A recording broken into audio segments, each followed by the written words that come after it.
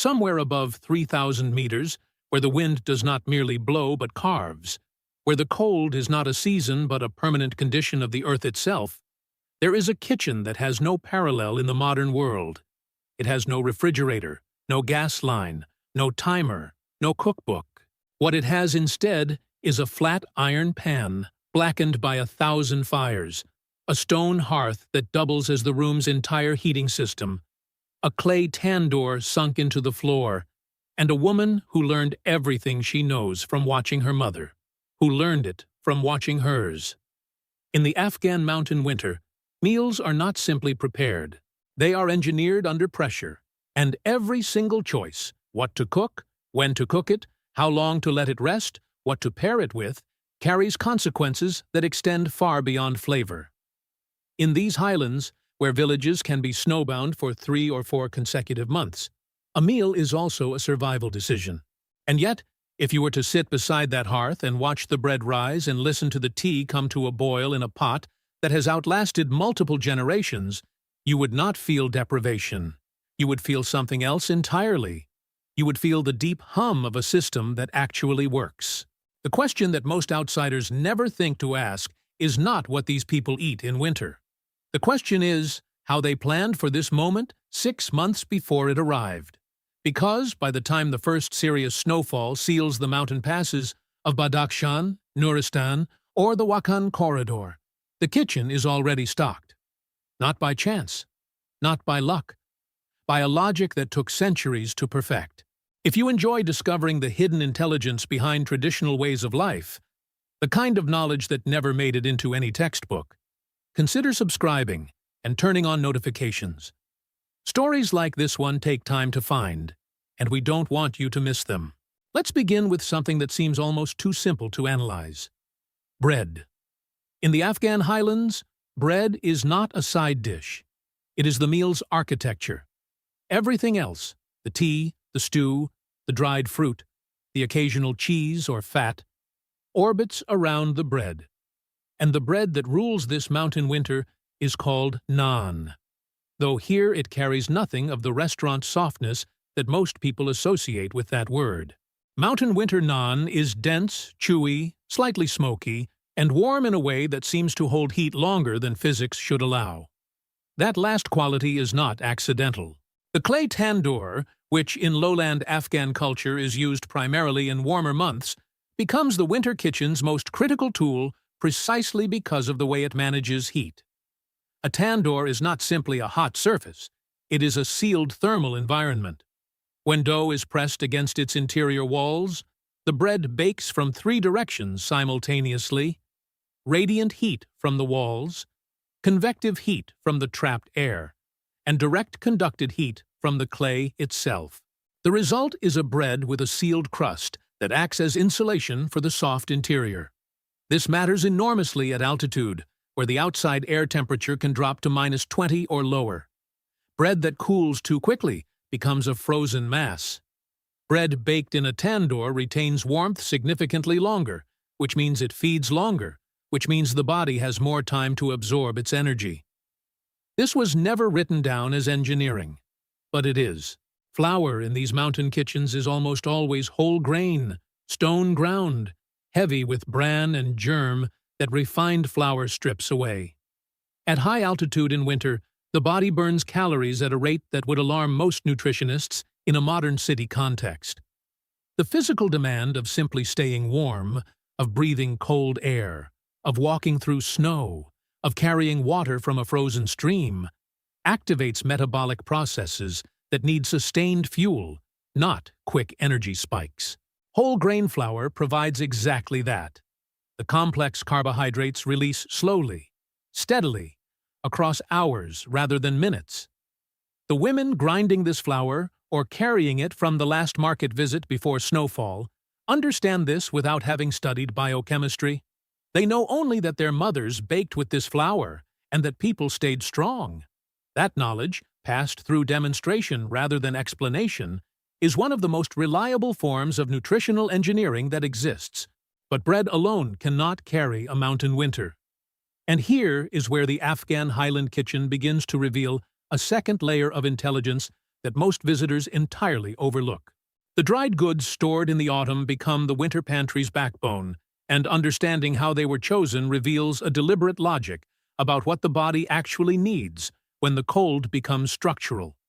Dried mulberries, which grow abundantly at mid-elevation in many Afghan highland valleys, are pressed into dense cakes before the first frost. These cakes, hard, sticky, extraordinarily sweet, are not a treat. They are a concentrated energy source that requires no preparation, no fire, no water. A small piece eaten in the morning before outdoor work provides a sugar load that the body converts to warmth almost immediately. This is why mulberry cakes have been a Highland winter staple for longer than written records can confirm. They solve a specific problem. How do you fuel a body in the first minutes of a cold morning before the hearth is fully burning? Dried apricots serve a different function. Unlike mulberries, apricots retain significant amounts of a compound that the body uses to maintain healthy blood formation at altitude. High-altitude communities face particular challenges with oxygen absorption, and the dietary choices that support blood health are not coincidental in these kitchens.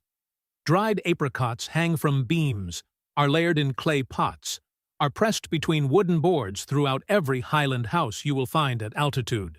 They are eaten casually, almost without thought, as one would eat crackers at a desk.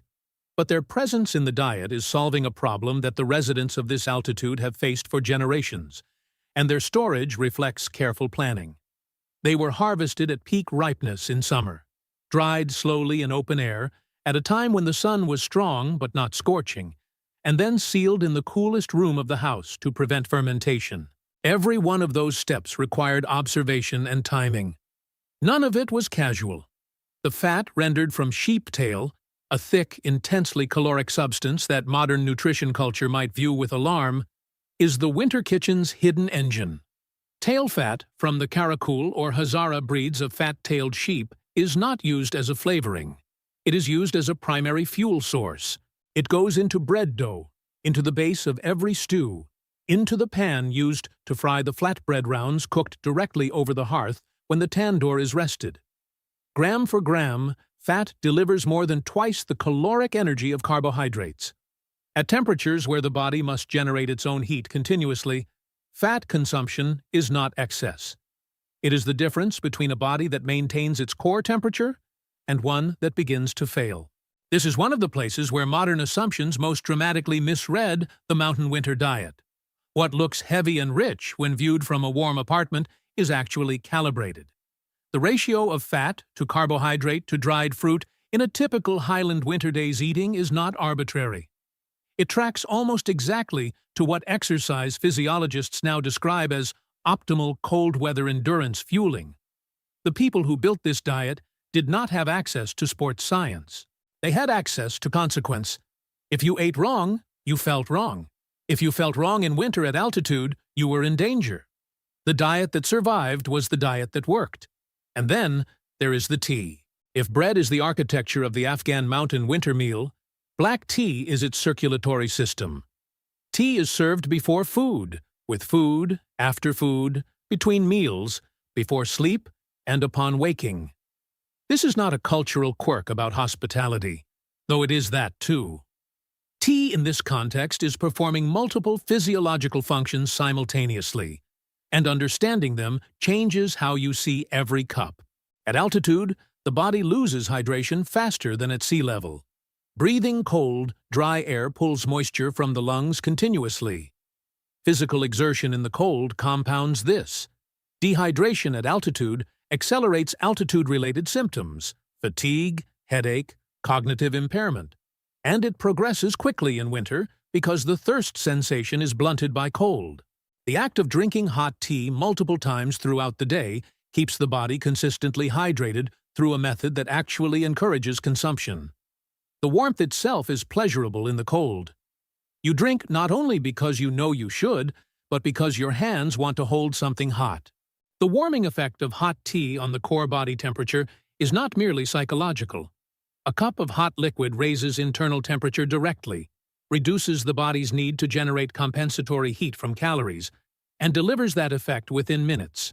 In a household where the hearth is banked overnight and the morning begins with cold air and a slowly rebuilding fire, hot tea made on the first small flame of the day is the fastest available method to warm the body from inside before the room temperature has recovered.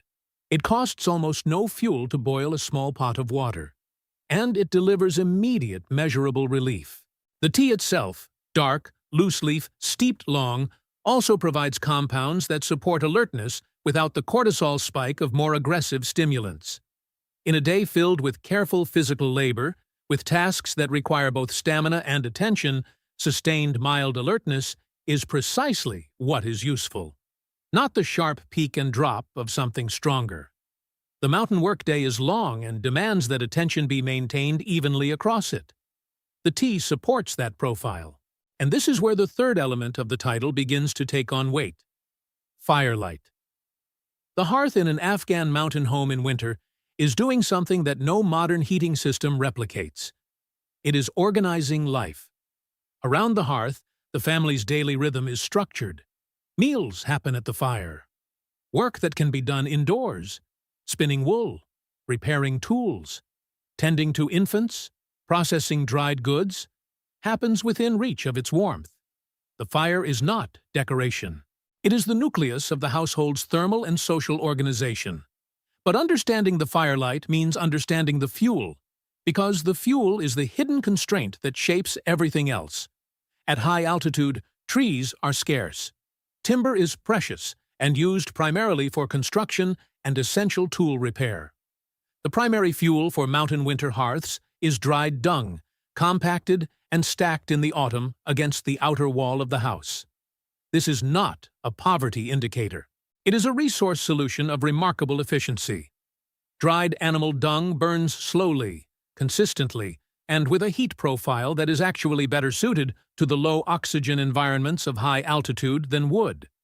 It requires less oxygen to sustain combustion, which means it does not compete as aggressively with the room's inhabitants for air. The compacted dung bricks are loaded in a sequence that the woman managing the hearth has internalized over years. A large brick placed at the back releases heat slowly for hours. Smaller pieces added to the forward section of the hearth generate higher immediate heat for cooking. The tandoor, when in use, is fed separately and allowed to reach its maximum internal temperature before bread is loaded, then sealed to retain that heat. The whole system is a layered thermal schedule managed across an entire day, and it runs on fuel that cost no money, required no external supply chain, and was produced by the household's own animals as a byproduct of their existence. If you are starting to see the shape of how all of this connects, how each element reinforces the others, you are beginning to understand why this system persisted across generations. And if this kind of analysis is rewarding for you, this is a good moment to like the video. It tells us that we are going in the right direction, and it helps others find this content. Now consider the stew. Winter stews in the Afghan highlands are built around a principle that professional chefs would recognize but rarely apply under actual survival conditions: maximum extraction from minimum input. The base of almost every highland winter stew is a legume, most commonly a small dried bean or lentil, occasionally dried chickpeas, combined with whatever fat is available, onion dried and stored from autumn, and a small amount of spice. The spices used are not exotic imports in this context. They are functional. Dried cumin, black pepper, and turmeric each contribute compounds that support digestion and circulation at high altitude, where both processes are physiologically stressed. The body at altitude digests food differently. The gut slows under cold and altitude-related changes in blood distribution. And the spice profile of these stews addresses that slowdown without anyone ever calling it medicine. The legumes themselves are cooked for an extended time, not because that is the preference, but because altitude reduces the boiling point of water. At 3,000 meters, water boils at approximately 90 degrees rather than 100. Legumes cooked at 90 degrees need significantly more time to soften than at sea level. The Highland cook does not think in terms of boiling point physics. She thinks in terms of the texture her grandmother taught her to look for. And she knows to start the legumes early in the day, to let them simmer slowly while other tasks proceed. The fire that cooks the stew is the same fire that heats the room. There is no separate energy expenditure for cooking. Everything happens in the same thermal event. This is the efficiency principle that modern convenience culture has entirely abandoned and then spent decades trying to recover through the language of sustainability. In these mountain kitchens, there is no waste heat, because heat is the resource. The pot that simmers on the hearth warms the pot and the room simultaneously. The body of the person sitting near the fire absorbs both the ambient warmth and the rising steam. When the bread is pressed against the tandoor wall and the tandoor is sunk partially into the floor, the heat radiating downward warms the ground, which warms the feet, which reduces the amount of heat the body must internally generate to stay comfortable. Every calorie of fuel serves multiple functions. Nothing is spent on only one purpose. The meal, when it finally comes together, the bread torn into pieces and used to scoop the stew, the black tea poured into small glasses already filmed with the warmth of the previous cup, the dried mulberry pressed into the palm as a final sweetness, is not assembled on plates for individual presentation. It arrives in the center, shared. One large communal bread, one pot of stew, one teapot. This is not about tradition for tradition's sake. In a cold room with a limited heat source, gathering around a single central serving keeps everyone closer to the fire, keeps the food warmer longer, and reduces the total surface area of exposed hot food, losing heat to the cold air. Even the geometry of how a meal is served in these mountains is a cold weather adaptation. There is a dimension of this that reaches beyond the physical, and it deserves to be named directly. When the temperature outside is severe enough to threaten life, when the road out of the valley has been closed by snow for 6 weeks, when the children are asleep wrapped in layers of wool against the wall farthest from the door, the act of gathering around bread and tea and firelight is also the act of affirming continuity. The meal says, "We are here, we have enough, we are warm enough, we will be here tomorrow." In contexts where survival is genuinely uncertain, this affirmation is not trivial. It is the psychological infrastructure on which everything else rests. The women who manage these kitchens carry a burden of planning that spans an entire year. The summer visit to the high pasture determines how much milk will be converted to dried cheese before winter. The apricot harvest in late summer determines the dried fruit reserve. The autumn grain trade, walking for days to reach a market, bartering surplus livestock for flour, sets the bread supply for the months ahead. By the time the first snow falls, the kitchen should already contain everything it will need until spring. If the calculation was wrong, if the winter ran long, if a family member's illness consumed more resources than anticipated, if the animals produced less fat than expected, the margin for error is narrow. These women carry this calculation continuously. The careful portioning of dried legumes across the winter, the deliberate rationing of fat for the coldest weeks rather than the early ones, the decision to serve a thinner stew when the reserves are lower and a richer one when they can afford it.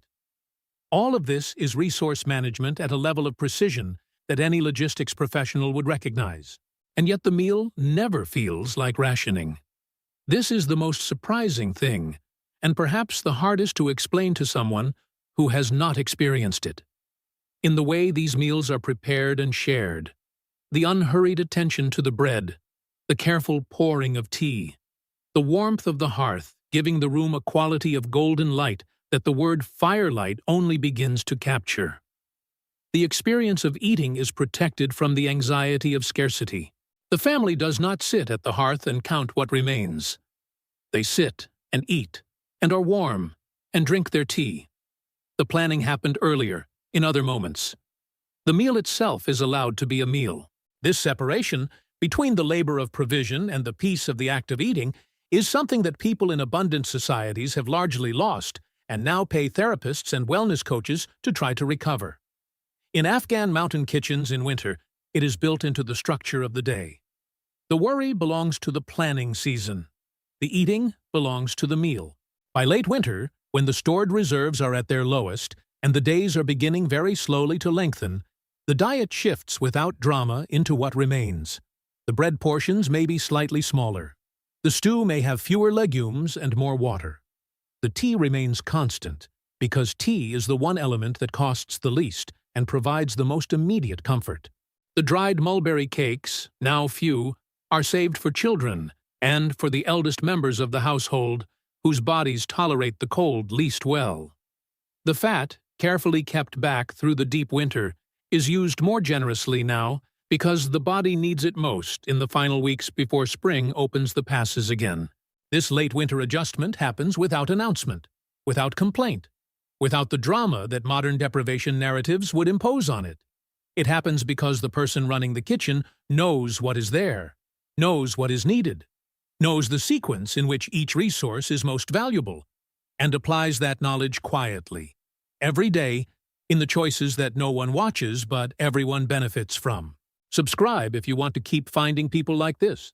Not famous, not documented in any archive, not credited in any institution, but running systems of practical intelligence that the rest of the world keeps trying to reinvent from scratch. There is a final thing to say about these winter meals, and it is the thing that most changes how you look at the whole picture. Everything in this kitchen, the bread, the tea, the stew, the dried fruit, the careful fire, the communal serving, the thermal design of the hearth, the sequence of the fuel, is interconnected. Remove one element, and the system degrades. The bread needs the fat to retain heat. The fat needs to be rationed for the cold weeks, which requires the dried fruit to carry the early winter energy load, which requires the summer harvest to have been planned to produce the right surplus, which requires the knowledge of how to grow and harvest at altitude, which requires the knowledge to have been passed from one generation to the next through close daily observation over years. This is not a collection of recipes. It is a system with a memory. Modern food culture often frames traditional diets as what people ate before they knew better. The Afghan mountain winter kitchen inverts that assumption completely. These meals were not the result of people making do with what little they had. They were the result of people building, over many generations, a system precisely tuned to a specific environment's most extreme demands. The bread is the right bread. The tea is served at the right intervals. The fat is the right fuel. The legumes provide the right slow energy. The dried fruit fills the gaps. The fire does more than one job. The whole thing holds together not because it was designed by a single mind, but because it was refined by thousands of winters and thousands of small adjustments and the unspoken inheritance of knowing what works. The next time you see an image of a remote mountain kitchen, and your first reaction is to feel sorry for its limitations, hold that reaction for a moment. Because what you are actually looking at may be something closer to a masterpiece. Built not from abundance, but from precision. Not from comfort, but from understanding. What you are looking at is a winter meal that kept a family alive and warm and together through the longest and coldest months of the year after year, in a place where failure was not a setback, but a catastrophe. And it worked. It kept working. Across centuries, without being written down, without being studied, carried only in the hands of the people who made the bread and poured the tea and kept the fire burning through the night. Tell us in the comments what traditional food system or survival kitchen you want us to explore next. There are kitchens like this one on every continent, and almost none of them have been properly told. If this story reached you in the way we hoped it would, subscribe and come back. The next one is already waiting.